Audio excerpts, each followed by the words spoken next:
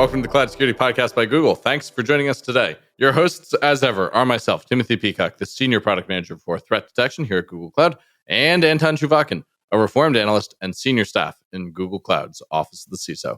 You can find and subscribe to this podcast wherever you get your podcasts, as well as at our website, cloud.withgoogle.com/cloudsecurity/podcast.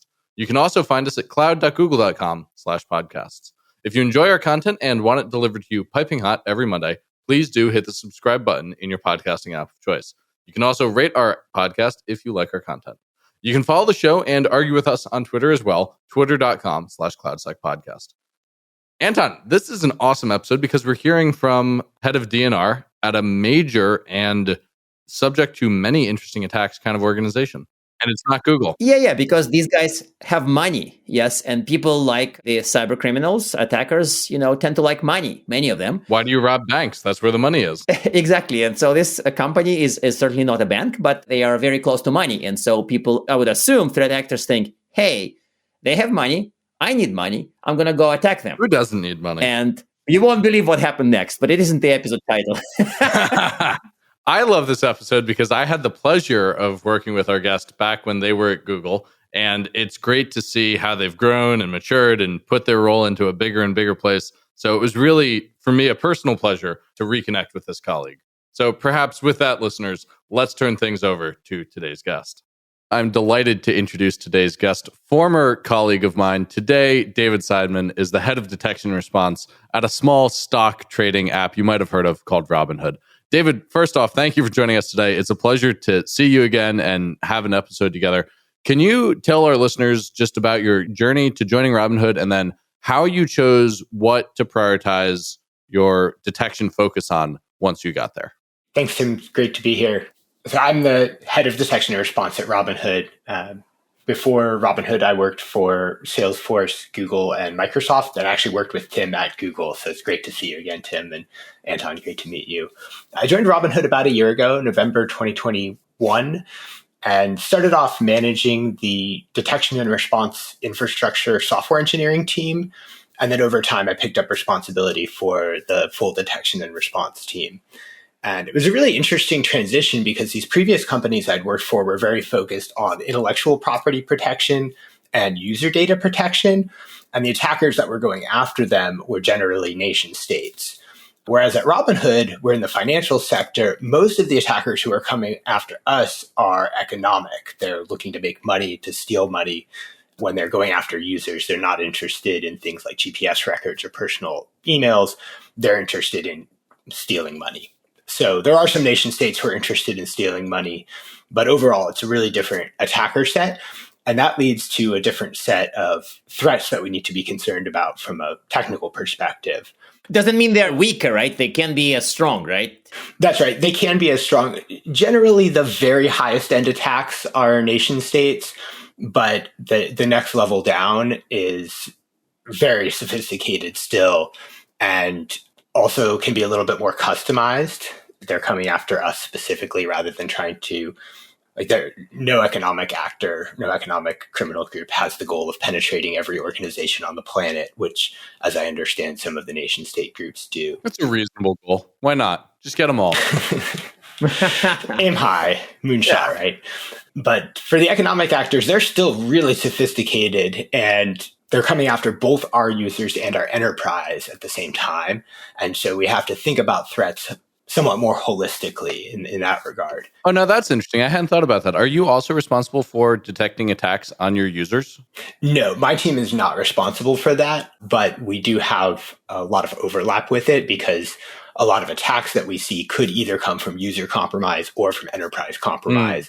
And so a lot of things start with my team or start with the user-focused team and then transition between us and collaborate between us. But there is a common manager, I would assume, right? So sorry for asking a possibly boring org question. No, I think that's actually a really interesting org question. Indeed, some of the attacks will cross over, and it would be a bit of a head-scratcher exercise to figure out, oh, is this a user attack or an enterprise attack? Kind of a little bit like with logs. Is it an enterprise log or a user device log? Sorry, Tim is smiling, and I know why. But how is it organized? Are they peer teams with the same boss? We've actually gone back and forth on that, but they are currently part of the security and privacy organization. The interesting thing is that you can continue that spectrum from cybersecurity attacks to non-security attacks, things like bank fraud, users who do things like deposit money we have a feature where when you deposit money, under some circumstances, you'll have immediate access to the money before the transaction clears the financial system.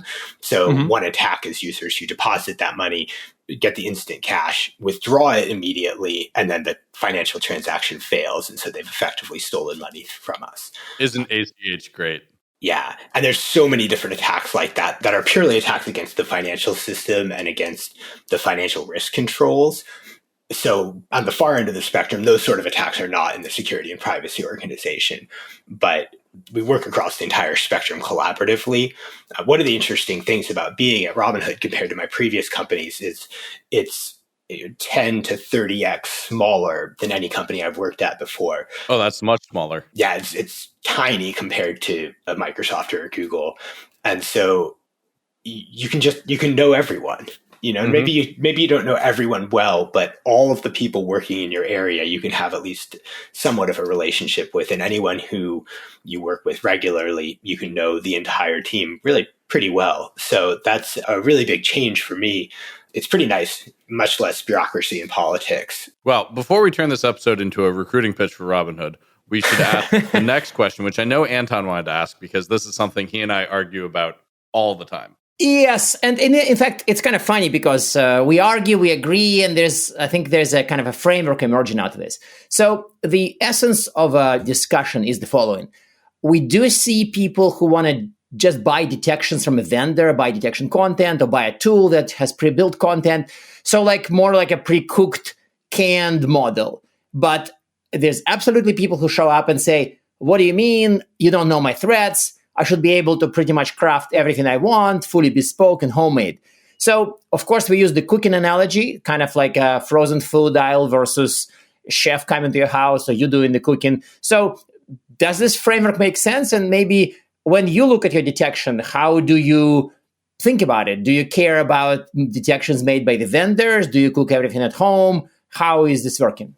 I completely agree with the framework. This was actually one of the interview questions I was asked when I interviewed at Robinhood.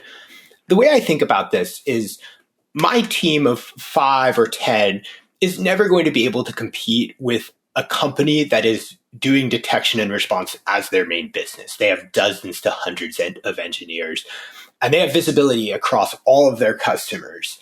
So there's no way that our small team can compete with a company that's doing this as their main business for attacks that are seen across the industry. So for commodity attacks, for attack campaigns that span many businesses, there's no way that we can make internal detection that's as good as what we can buy in the marketplace. So for attacks that are not specific to our business, I think it makes very little sense for us to create our own detection in-house. But environment, what about the unique environment? So for our unique environment, that's where our detection team comes in. The things that only we know about are the things that only we can detect attacks against, and that's what our detection team spends our time on. And even within that, there's some interesting prioritization questions.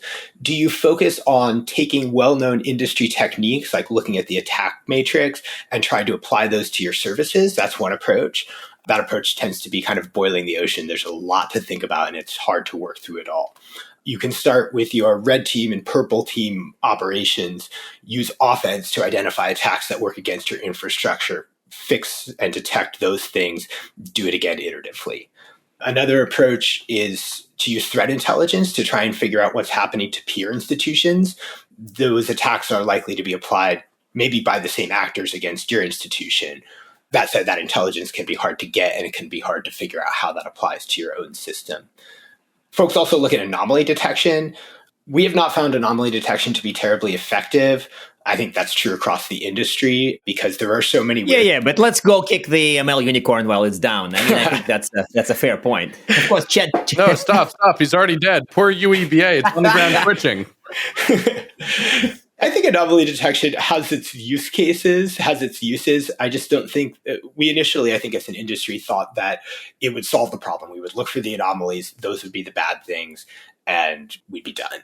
I think now more sophisticated teams recognize that anomaly detection can help you confirm that something else that you think might be suspicious is indeed suspicious and worth investigating.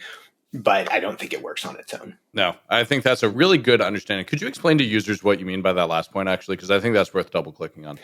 Right. So when we create detection logic, we're never sure. Very rarely are we sure that we've caught something malicious. Every way of detecting something comes with some amount of uncertainty. And for the most part, that uncertainty is pretty large. If you combine different indicators of suspicion, you can start to increase the amount of confidence that what you're looking at is actually malicious behavior.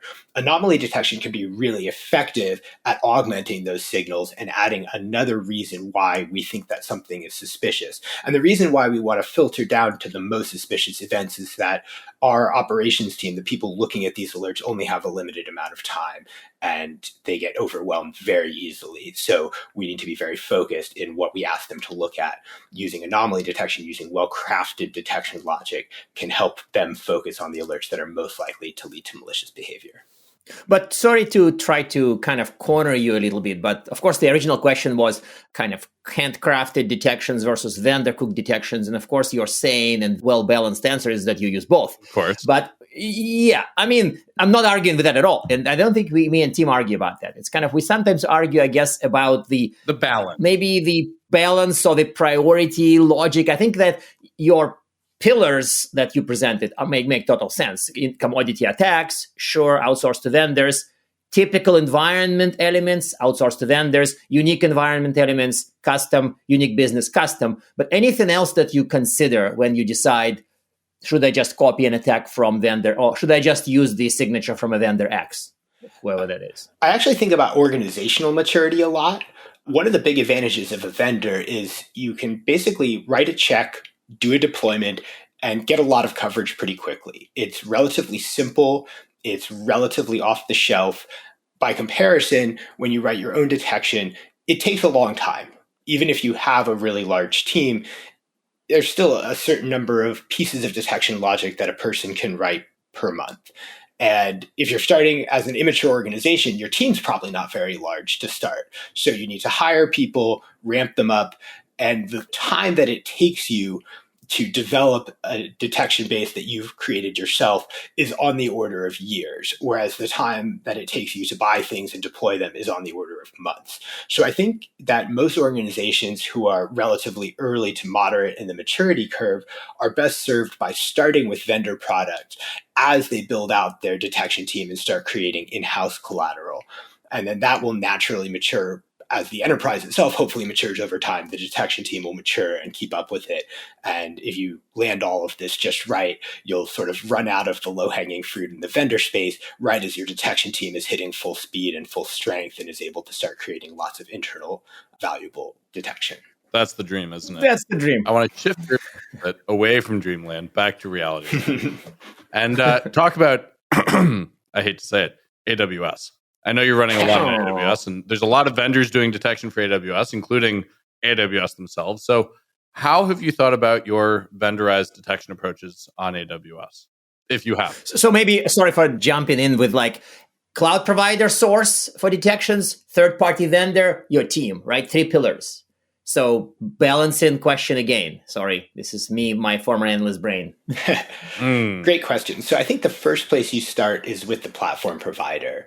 They are, at least in theory, best positioned to identify threats against their platform. And in some cases, they have proprietary data that no one else has access to.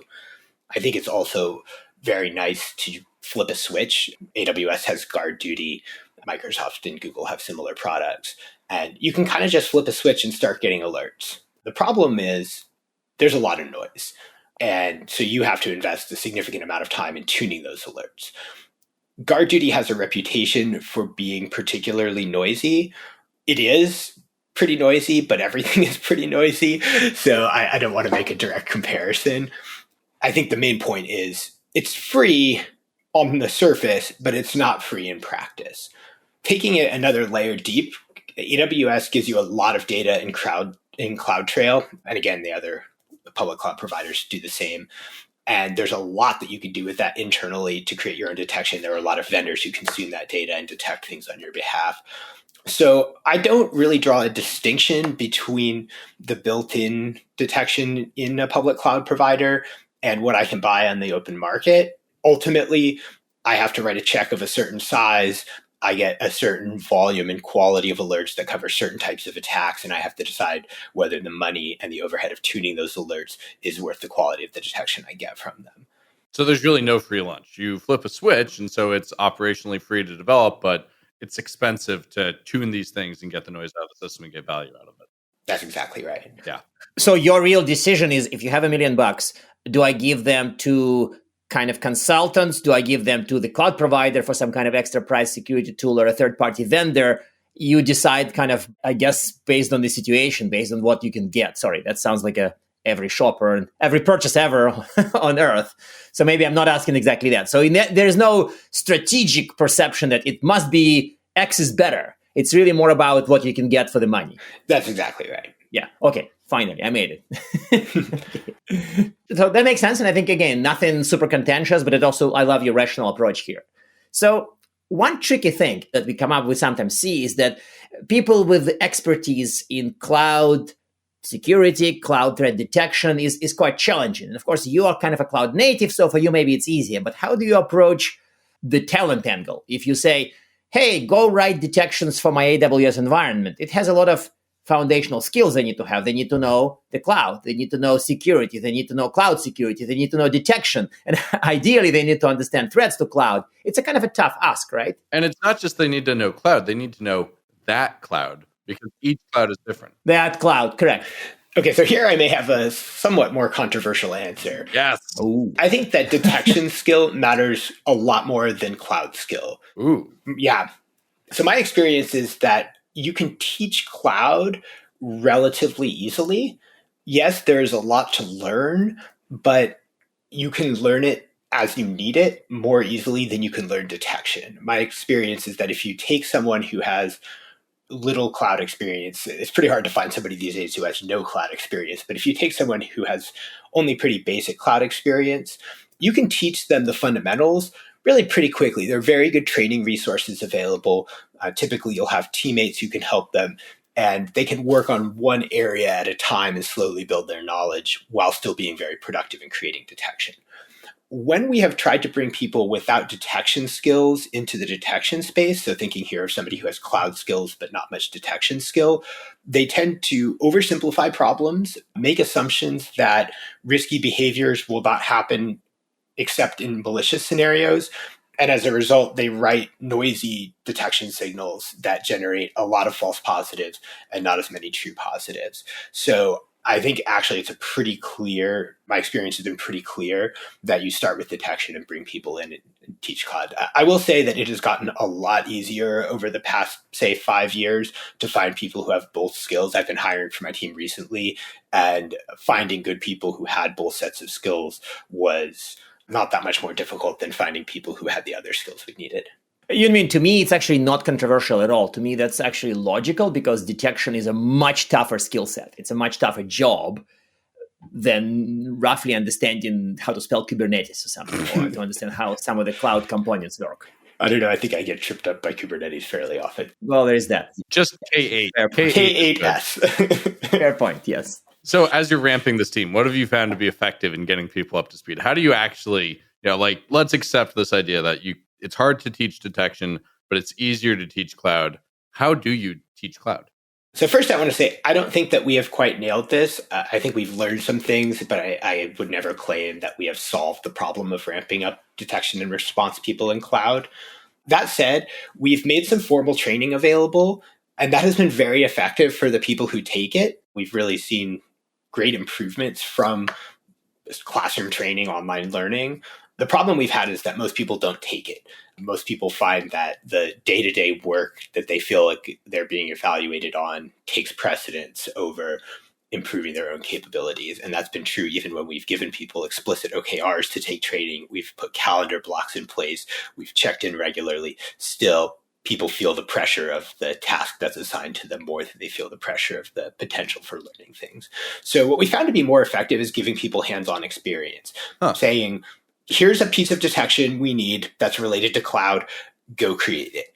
And actually, most people don't even say, I don't know how to do that, because not knowing how to do things is just part of being an engineer. Yeah. And so, yeah, they might not know about that particular technology, but they'll go learn. They'll take whatever tutorial they need. They'll just fire up an instance and play around with it, and they're able to work through it. The other thing is that the vast majority of use in AWS or a public cloud platform is really just a handful of services. So with AWS, for us, we're talking about Kubernetes, S3, RDS, which is basically just a database, Kafka, IAM, CloudTrail. There are a handful of concepts. For the most part, with the exception of Kubernetes, they're pretty analogous to technologies that we use outside of cloud. And so people are able to get started pretty quickly and build that baseline of knowledge pretty quickly. There's some esoteric stuff out there that's much more complicated, but you just really don't need to know that on a day-to-day basis. The other thing is that a lot of these core concepts are the same across different public cloud platforms. So even if someone's coming in having worked primarily on Azure, they will be able to work on AWS right away. We actually have hired somebody from Microsoft recently, and she's been able to start working in AWS with basically no transition time at all. Yeah, that makes sense. And I think that one thing that caught my ear, I guess not an eye in this case, was that you said that some of the data sources, some of the detection mechanisms are kind of the same. So I wanted to click on this, drill down into this, and maybe ask you about your favorite data sources for detecting things in the cloud. I would assume in Amazon it would be CloudTrail and some others, but that's a big thing. So any more details on this? I think you nailed it right there, CloudTrail. Particularly IAM logs, we see so much attacker activity leveraging identity these days. That's really a great place to look. You can also see a lot of interesting access if you have your data stores configured in a way that segregates important data from less important data. You can get valuable signals out of that. On the other hand, if there's no easy way to tell whether an S3 bucket, for example, should be public, should have a lot of access or a little access, it can be harder to get a signal off of that. But if you're an org that doesn't have a mechanism for tracking which buckets ought to have sensitive versus not sensitive data, you've probably got more fundamental problems than DNR when it comes to your cloud security. That's accurate, although to some extent, DNR is all about the security problems that the rest of the org hasn't solved yet. This is such a depressing and inspiring view. This is like, I think you created some line that's simultaneously depressing and inspiring. Yeah. I don't know how can it be. I really like that. DNR is about all the security problems that the rest of the org hasn't solved. That's great. That might be the quote of the quarter for the podcast, actually. That's I think awesome. so, too. So it's unfortunate that on the cusp of such brilliance, we have to wrap up. I'm going to ask you the traditional closing questions. One, do you have a tip to help people improve their DNR in cloud? And two, do you have recommended reading so don't leave our listeners empty-handed or empty-eared, I think as Anton might have said just now? Sure.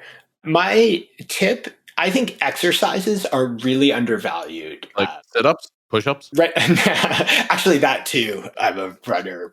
Running is my passion outside of work. But no, I'm thinking red team exercises and tabletop exercises. Red team is a fantastic simulation of real attacker behavior, but they're expensive and hard to run frequently. Tabletop exercises you can run pretty often, and you can test out a lot of different scenarios. And really, it's the only way to know how effective you are in practice. They're the only real attacker you can get. And it's the only way that your IR team can practice for, quote unquote, the big one and be prepared for those really catastrophic scenarios that you hope never happen. The other thing that's really advantageous about exercises is they're great for bringing awareness to executives and other stakeholders who are not maybe familiar with the state of security. My experience is that as you run the first few exercises, the executives respond, okay, this is a problem, go solve it. The second one, they say, why haven't you solved this yet? The third one, they say, okay, seriously, why have you all not solved this? And then about the fourth one, they say, oh, this is really hard, isn't it? Here's some more money. Go solve this problem in the next 5 years. And then we come back 5 years later and say, yeah, we're better. But so exercises. If you're not doing them, do them. If you're doing them, do more of them. And then your second question was recommended reading. Yes, please. I don't have anything specific to security, but I think a lot about teamwork and how teams can be effective. Mm. And so I have some books to recommend along those lines. Please. I really love the book Radical Candor. The central theme of that book is basically tell people what you think, politely but openly. Politely that they do add that? They do, oh, absolutely. Yes, Anton, just for people like you. I'm sorry. Yeah. Yeah, I recommend reading the book because it's easy to take the wrong thing away from the headline. I like Daring Greatly. It's a Brene Brown book. She has the same theme in a few different books, basically, again, about being open. Her work is more about being vulnerable and being willing to hear things that make you uncomfortable, which I think is the flip side of Radical Candor. Radical Candor actually covers the same concept. I like the book Extreme Ownership. The principle of that book is basically don't think of any problem as someone else's problem. Think of every problem as your problem. And it may be that you need to go work with someone else to get help solving that problem, but don't think of it as we're dependent on them and we're a victim. Think of it as we have an active role in solving this problem. And then the last book is called Drive by Daniel Pink. It digs into what motivates people. It turns out that when you have above a certain amount of income, sort of a reliably sustainable income, that people stop being motivated by money and start being motivated by purpose, autonomy, and mastery. And it really changes the way that I think, and I think that other people should think about how to manage folks and how to work with their teammates to help them achieve their best work and be motivated and love their jobs. I got into management because I want to help everyone love their job. And I think understanding what motivates people is really crucial in doing that. So those are the books I recommend: Radical Candor, Daring Greatly, Extreme Ownership, and Drive. Perfect. Well, David, thank you for such a wonderfully structured answer to that. Most people end up rattling off whatever's off the top of their head, and it's clear you put a lot of thought into that one, and I for one, really appreciate that. Thank you for joining us on the podcast today. I really enjoyed our conversation, and listeners, I hope you did too. My pleasure. Thank you for having me. And now we are at time. Thank you very much for listening and, of course, for subscribing. You can find this podcast at Google Podcasts, Apple Podcasts, Spotify, or wherever else you get your podcasts. Also, you can find us at our website, cloud.withgoogle.com/cloudsecurity/podcast. Please subscribe so that you don't miss episodes. You can follow us on Twitter, twitter.com/cloudsecpodcast. Your hosts are also on Twitter at Anton_Chuvakian and _Team Pico. Tweet at us, email us, argue with us, and if you like or hate what we hear, we can invite you to the next episode. See you on the next Cloud Security Podcast episode.